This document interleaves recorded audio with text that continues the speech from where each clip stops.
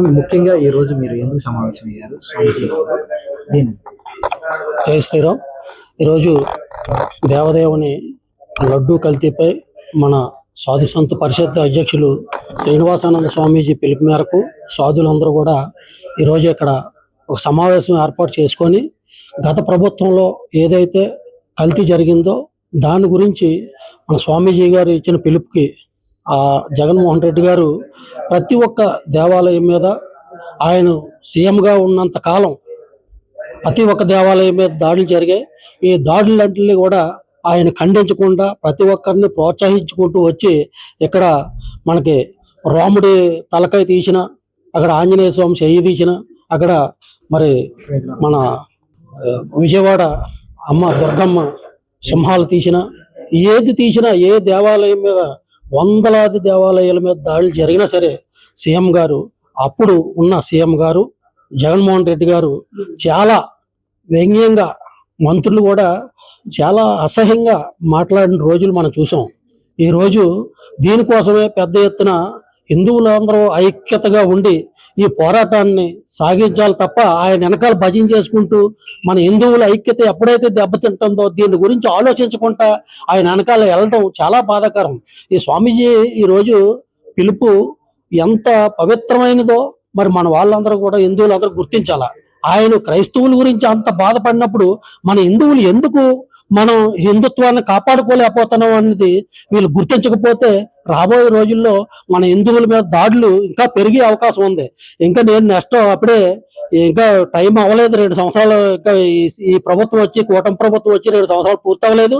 Next నేనే CM అని ప్రజల్లో తిరిగితే ఆయన వెనకాల తిరిగి ప్రజల్ని మరి ఏమనుకుంటున్నారో ఏటో తెలియలేదు. హిందువుల్ని కాపాడుతాడు అనుకుంటున్నారా, లేకపోతే మనం లేకుండా చేసేస్తాడు అనుకుంటున్నాడు జగన్మోహన్ రెడ్డి కోసం ఎంత తాపత్రయపడి ఆయన వెనకాల ఎంత భజన చేస్తున్నారంటే మరి హిందువుల్ని ఏమైపోతారో ఆలోచించలేని హిందువులకి మరి ఏమి అనుకోవాలో తెలియలేని పరిస్థితి ఈ రోజు ఉన్నది. కాబట్టి మన సాధు సంత పరిషత్ అధ్యక్షులు శ్రీనివాసానంద పిలుపు మేరకు ప్రతి ఒక్క హిందువు కూడా ఐక్యంగా పోరాటం చేసి మన హిందువుల ఐక్యతని కాపాడుకోకపోతే రాబోయే రోజుల్లో చాలా ప్రమాదం ఉందని తెలియజేసుకుంటూ జై శ్రీరామ్.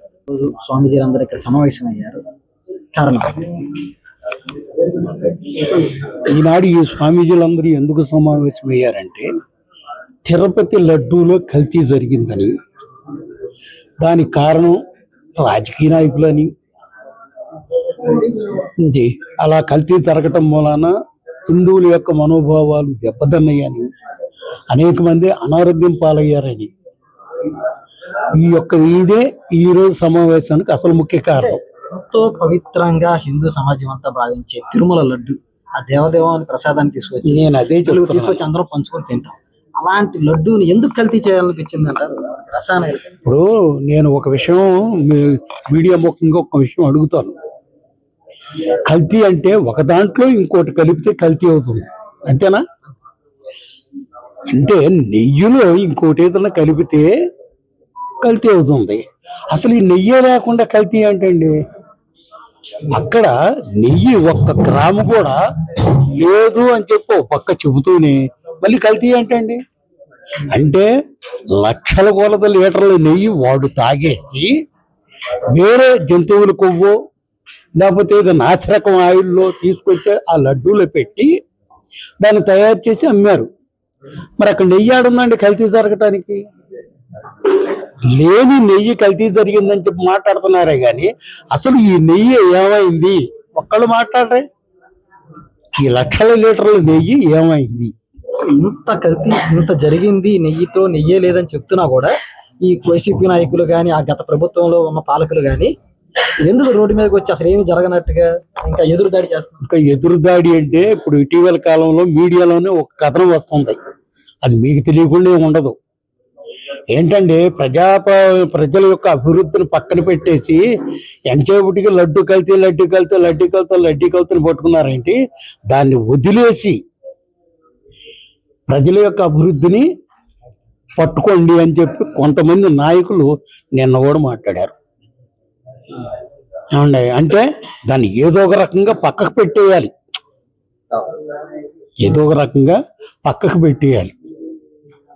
అలా పక్కకు పెట్టేస్తే వీళ్ళు సేవ్ అవుతారు.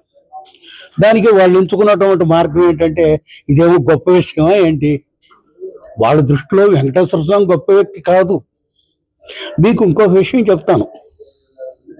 ఇదే జగన్మోహన్ రెడ్డి ఎన్నో సంవత్సరాలు ఎన్నో ఎన్నికల్లో పాల్గొని కూడా గెలవలేక పక్కన కూర్చున్నటువంటి సమయంలో స్వరూపానందేంద్ర సరస్వతి స్వాముల వారి దగ్గరికి వచ్చి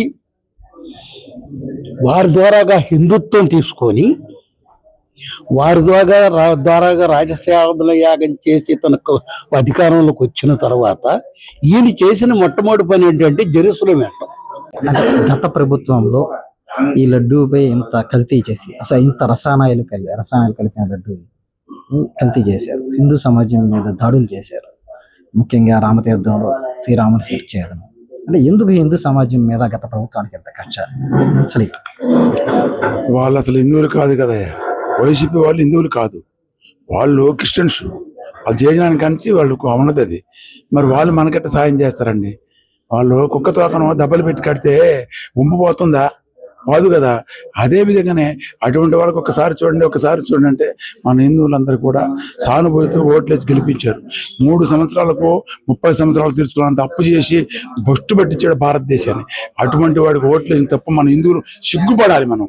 తర్వాత ఇంకో రెండో విషయం, రోడ్లు సక్రమానంగా లేవు. ఏ ప్రజలను పట్టించుకోవాలా, కనీసం ఎమ్మెల్యేలను కూడా పట్టించుకోవాలా. అంత దుర్మార్గుడు ప్రపంచంలో మళ్ళీ రాడు. మానవులే కాదు, భగవంతుడు కూడా చూచి హిందూ సమాజం మీద ఎంత కక్ష కట్టాడు జగన్మోహన్ రెడ్డి. అంటే ఎంతో పవిత్రంగా మనం లడ్డూని చూస్తాం. అంటే తీసుకొచ్చే ప్రసాదాన్ని నలుగురికి పంచి పెడతా ఉంటాం. తిరుపతి వెళ్ళి వచ్చామని ఎంతో గొప్పగా చెప్పాను. అటువంటి తిరుమల మీద ఎందుకు కక్ష కట్టాడు?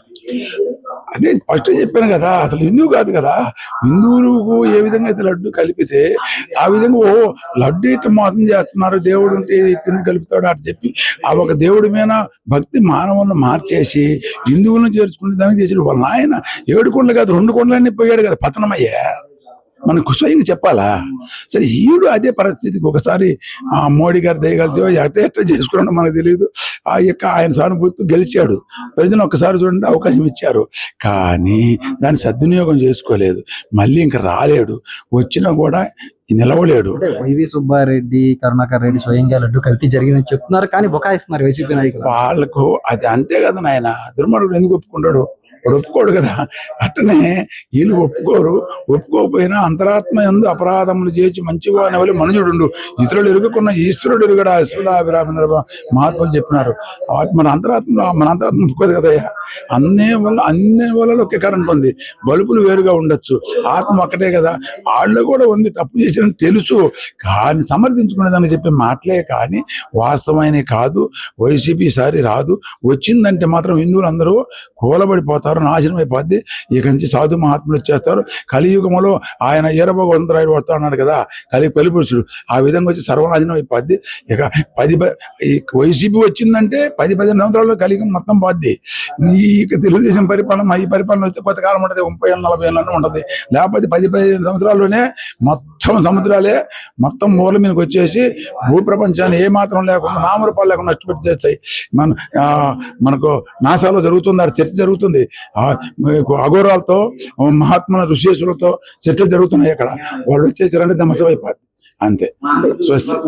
ముఖ్యంగా ఈ రోజు కార్యక్రమం హిందువులకు ఎటువంటి పిలుపునిస్తున్నారు, ఎటువంటి ప్రాయశ్చిత్తం? ఈ రోజు ఎంత చెప్పినా కప్పల కాటాలు నిలవు. మన హిందువులు కూడా ముస్లిమ్స్ మాదిరి క్రిస్టియన్స్ మాదిరి ఒక తాటిపై నడవడం లేదు. మన కప్పలో కాటాలో పెట్టి తూకం ఇలా నిలస్తే చెప్పండి. ఈ కప్పని తెచ్చి ఆ కప్పలో పెట్టి వరకు ఆ కప్ప దూకి ఎక్క దూకిపోయా, ఆ కాటలో తీసి ఇది పెడితే ఇది దూకిపోయా. ఈ విధంగా అయిపోయింది మన పరిస్థితి. కాబట్టి దాన్ని చక్కరుద్దుకోవాలంటే సరైన పాలకులు కావాలి. ఇప్పుడు బాగానే ఉంది పరిపాలన, ముగ్గురు కూటమి పరిస్థితి బాగానే ఉంది.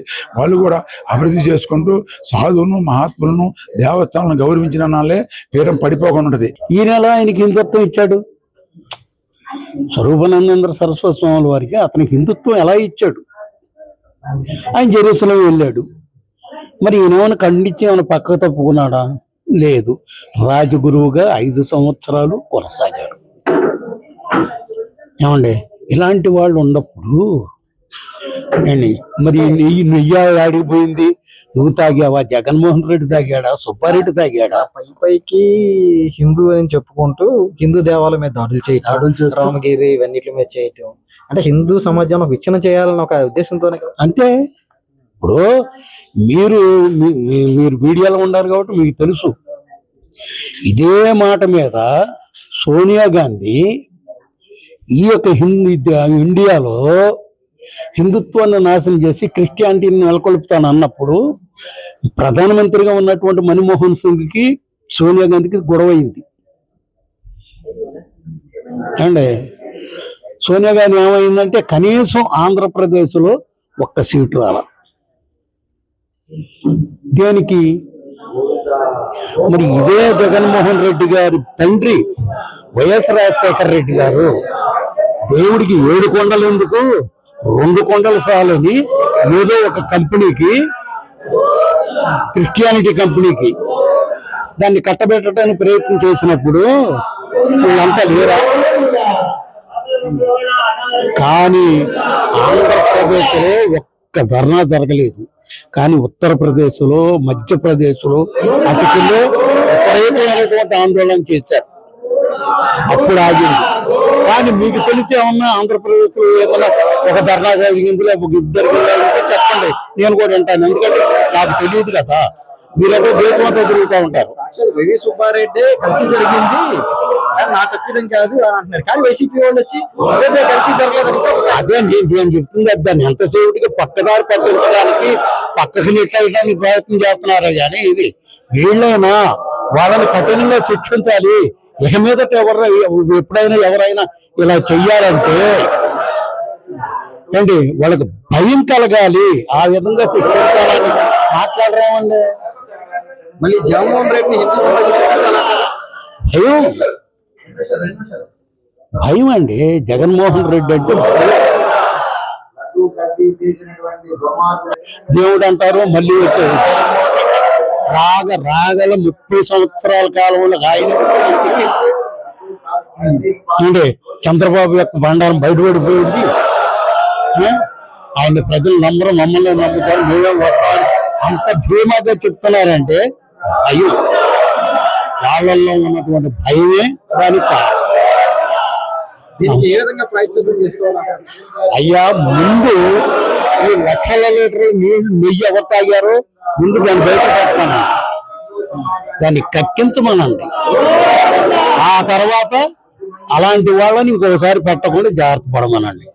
ఆ రకంగా ప్రక్షాళన అవుతుందే కానీ ఏంటి ఈ రకంగా ఎన్ని మీటింగులు పెట్టినా, రోడ్డుకి ఎన్ని ధర్నా చేసినా, ఎన్నిసార్లు అరెస్ట్ అయినా ఏమీ ప్రయోజనం లేదు. ఈ రోజు విజయులందరూ ఎందుకు సమావేశమయ్యారు? కార్యక్రమం యొక్క ముఖ్య ఉద్దేశం?